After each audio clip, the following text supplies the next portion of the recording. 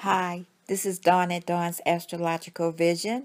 Stand by for Pisces September 2015 General Forecast. Welcome back, Pisces Sun Sign and Pisces Rising. During the month of September, your ruler Neptune makes an opposition to Jupiter on the 16th. This aspect can affect your first and seventh house. Opposition aspects bring about a need to either cooperate or separate. It also can bring about people's challenges or negative reactions to personal action and self-expression. The aspect Jupiter opposed Neptune can bring about a susceptibility to daydreaming, disappointments, speculative failures, misunderstandings, and undermining of reputation or position. Depending on the house involved, financial reverses can arise from relying on unsound hunches or faulty information. This aspect itself is also associated with losses and may result from connections with dishonest associates. Neptune is your ruler, and this is why I bring this aspect up for you, Pisces. This is a general aspect for all signs for the month of September. Your first house of identity, how you see yourself and others see you, vitality and resistance to diseases and environment are involved.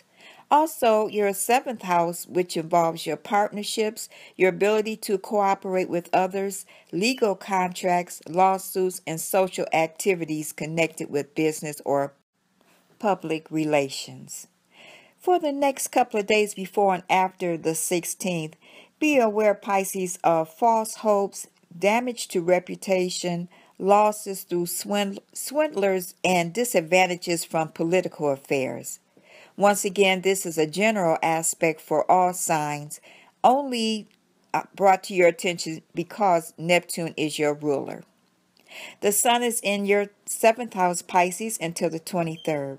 Partnerships and close personal relationships become a means of creative self-expression.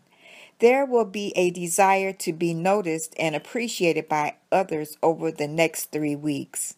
Public relations, legal activities, and possibly promotional or political affairs could occupy your attention.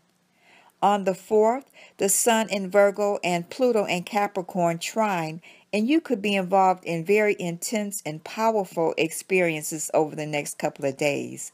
This is an excellent time to decide what part of your life needs to be reformed and then reform them.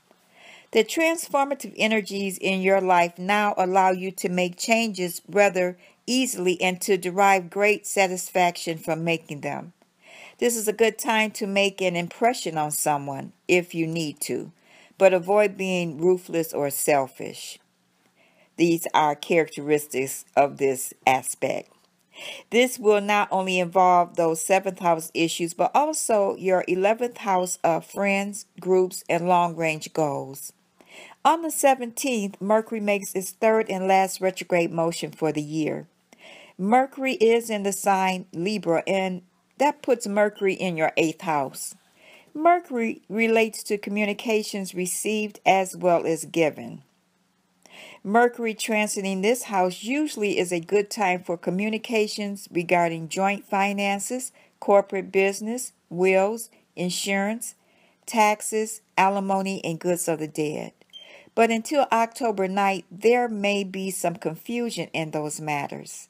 Beware of scattering your energy by dabbling in too many areas of interest and interacting with too many people.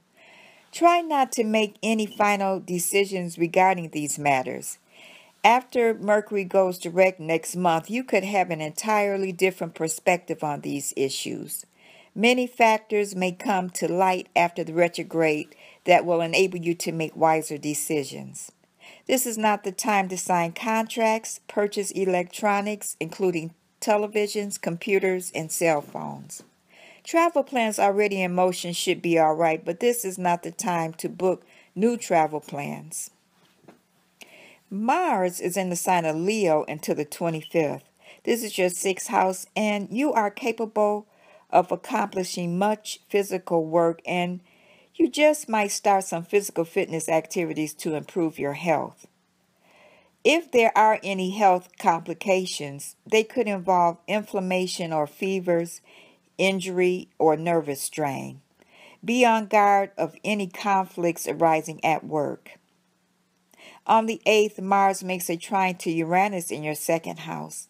Uranus has been transiting your second house in the sign of Aries for quite a while, Pisces. Uranus can bring about fluctuations in financial affairs. Dramatic and unexpected financial gains and losses can result with Uranus transiting this home. However, this trine aspect is favorable for independent action and seeing possibilities that others would miss.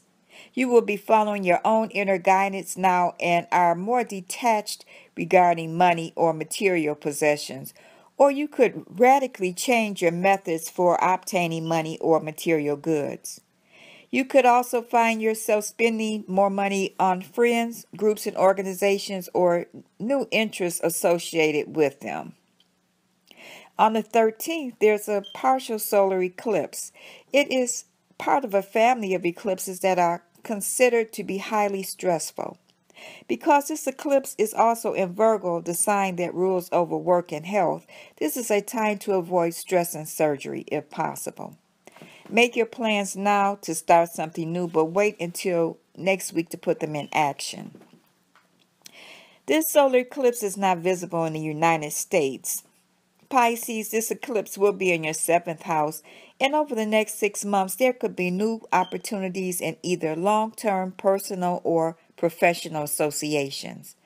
There is a strong desire to partner with others and work on the area of committed relationships. If there is an already existing relationships, then the opportunity to renew or redefine it comes about. If a partner does not want to work on the relationship, then difficulties can arise. Saturn moves back into Sagittarius on the 17th. This is your 10th house, and Saturn will remain in this house until 2018. Saturn is at home here, and you will have a tremendous need for structure now. Management, contracting, and building are some of the outlets that utilize this raw talent.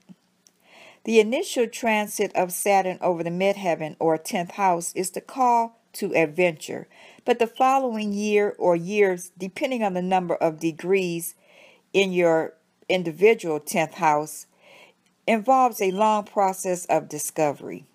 What you may need to understand when Saturn is in the 10th house is where exactly or what exactly your base feelings of success rest. It marks a time to question seriously your purpose in life as it relates to social expectations, to assess your motives regarding feelings of responsibility within society. On the 25th, Mars moves into Virgo and squares Sagittarius, Saturn and Sagittarius. This involves your 7th and 10th house, Pisces. An increased awareness of friction goes along with this transit. Frustrations that occur in the course of an ordinary day can be magnified because we are more aware of control and repression. Anger can arise as a natural defense. Until the end of the month, be aware of feeling bitter, resentful, or hostile if suffering any type of injustice.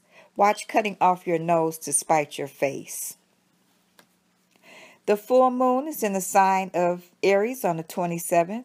It is a larger-than-life supermoon as well as a total lunar eclipse. This eclipse will be visible over Europe, the Middle East, Africa, and parts of the eastern United States, and will have the strongest effect on one-to-one relationships or those with a birthday on the same day. This is not the best week to schedule an important event. This eclipse is in your second house, Pisces. This house governs your income earning power, portable possessions and property, and general finances and resources. There will be new values, cash flow opportunities, new possibilities for discovering your hidden gifts, skills, or talents that will help you and others with their resources. There is a very new view of your personal value as an individual, which changes the scope of how you work effectively in the outer world. Pisces, your lucky days of the month are the 4th, 5th, 14th, 15th, 23rd, and 24th. That completes your September 2015 forecast. Thank you for returning, liking, and subscribing to Dawn's Astrological Vision. Pisces, have a wonderful month, and I'll talk to you next month. Bye.